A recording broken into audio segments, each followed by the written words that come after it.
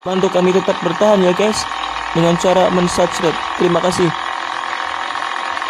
Dulu Imam Malik tuh ngaji di depan Imam Malik ngaji di depan Imam Zuhri, ya sorogan. Imam Syafi'i ngaji di depan Imam Malik, baca muwatta khatam benar semua. Terus qad ana laka antuftiya, ana itu sudah saatnya kamu iftah, karena baca min awali hatta akhiri benar semua. Masih ngaji sama Sufyan bin Uyainah, masih ngaji sama Sufyan As-Sawri, terakhir beliau ngaji sama Muhammad bin Hasan As-Syaibani di Irak. Itu semuanya yang baca Imam Syafi'i, sak logikanya. Terakhir dites begini Imam Syafi'i, sama sih, saya termasuk sering baca kitab Risalatus Syafi'i, saya sering baca kitab sering baca kitab Risalatus Syafi'i. Itu dites begini, kata Sufyan As-Sawri, ya Aba Abdillah, kalau manggil Syafi'i itu Aba Abdillah, ma makna hadisi la tuharrikut tayra min makin natiha. Gurunya yang satu tidak baca makin natiha tapi min wakanatiha, jangan gerakkan burung dari sangkarnya. Kalau sampai yang dibedain sih jawab ini kurang penggawean apa ngubrak-ngubrak manuk kan gitu. Tapi Imam Syafi'i dengan fasenya menerangkan orang Arab itu kalau mau pergi itu tatoyur itu pakai ukuran terbangnya burung. Nah digusah terbang ke kanan ila aimana berarti alamat baik.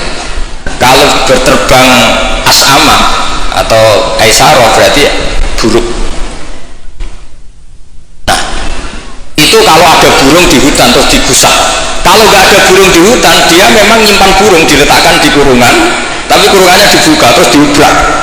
Nah terbangnya nganan baik, kalau ke kiri buruk. Makanya disebut di Quran innama ta'irukum ma'akum inna tatoyarna bikum, karena yang dipakai ukuran itu ta'ir itu sesuatu yang terbang.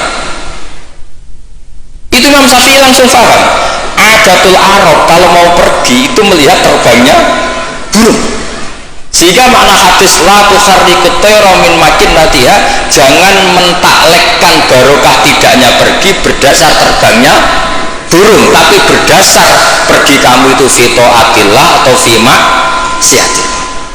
Nangis gurunya, padahal masih Imam Syafi'i umur 15 tahun. Bung kok pinter ngono.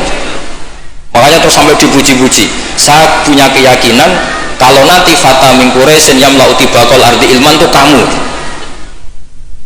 Padahal teksnya hadis hanya gitu, jangan gerakkan burung dari sang. Itu dulu mungkin orang alim sampai seperti itu mungkin, karena ngajinya sorokan mustaqil. Saya beberapa kali dites Mbah Mun, cara kowe naib Indonesia itu fasik ta ora? Ora dijawab fasik ya rodok fasik untuk mail-mailan terus. Nah dijawab fasik padha karo ngukumi nek kae wong sak Indonesia gak sah mergo waline napa? Nah, kalau pengalaman, karena kalau sering ngaji sama Mbah Mun pengalaman. Jenengan ra kepengin nek kawin sak Indonesia sah. Iya, aku kepengin sah. Nah ngoten tak hukumi boten fasik. Itu Mbah Mun semenengnya saya sampai diambungi itu dia bilang gitu. Cara wong Arab nak seneng diambung bombonan. Kowe muridku tenan kok. Karena itu memang jebakan. Jadi ya sudah seperti itu. Itu mungkin kalau ngaji sorogan. Tapi nak ngaji kilatan ya mau nyenggai sholawat tok. Sholale. Oh sematanya uang tenan das. Amit tenan das. Loh kenapa sholawatnya baik tapi Jibril juga gak paham. Sholale itu kan kalimat apa kan juga jelas. Coba diterkip. Nabi Muhammad sholli alaih, sholli itu malah perintah, berarti kiaimu sholli alaih, berarti Pak Yai kue semua sholawat kan gitu. Itu kalimat yang salah. Nah iya, waqala Rasulullah sallallahu alaihi wasallam. Terus muridnya muni sholli alaih, berarti kan kalau dimaknani kan sholli maca sholawat sira Pak Kiai ali ngatasé mun jenengan mawon sing maca sholawat. Nah berhubung itu bahasa Arab gak ketara salah kan gitu. Adat-adat ngono iku marani gitu. Itu naif.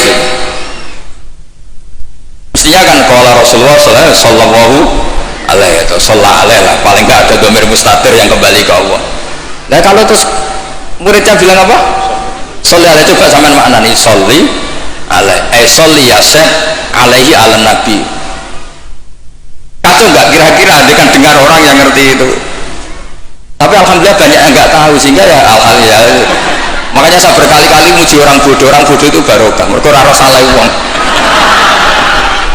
Jadi penak wes. Kalau saya tangisan, nak pondok gede wes salah oleh maca selawat mun sing pondok cilik. Sing ditunggoni ahlul ilmi, maksudnya pondok gede sing notabene ditunggoni ahlul ilmi saja salah apalagi. Jadi dulu itu orang itu pinter sekali karena ngajinya sorokan. Sahabat ya gitu. Sahabat itu kalau nggak paham ya tanya Nabi, karena logikanya Nabi kadang nggak nyambung sama logika sahabat. Misalnya begini, al-qatil wal maqtul finnar, yang bunuh maupun yang dibunuh. Saya baca lengkapnya. Idzal taqal muslimani bisayfihima fal qatil wal maqtul finnar. Jika dua orang muslim perang sama-sama membawa pedang, maka yang bunuh maupun yang dibunuh di neraka. Sahabat itu iskalnya hadza al qatil. Oke lah kalau qatil finnar, kalau pembunuh di neraka normal ya Rasul. Fama balul maqtul. Lalu dosanya yang terbunuh apa? Dia korban, dia maktul, dia dibunuh. Jawabannya Nabi, innahu kana harison ala qatli sahibi. Dia sebut maktul, oke, dia maktul, tapi mentalnya qatil. Artinya gini, yang terbunuh itu mentalnya qatil apa maktul? Qatil, karena dia saat tempur tentu inginnya membunuh. Artinya maktul itu status fakta, tapi status mentalnya qatil. Itu hebatnya Rasulullah. Ya ketika ada orang sama-sama bawa pedang duel, itu mentalnya semuanya qatil. Cuma yang satu nasibnya maktul. Lalu maktul ini status nasib apa status niat? Status nasib, niatnya dia tetap qatil sebagai pembunuh. Jadi segampang itu Rasulullah menjelaskan, karena tadi ada sorogan. Jika Nabi sedang ngaji sama sahabat, aro'aitakum hadhi, aro'aita kadza, aro'aitukum kadza.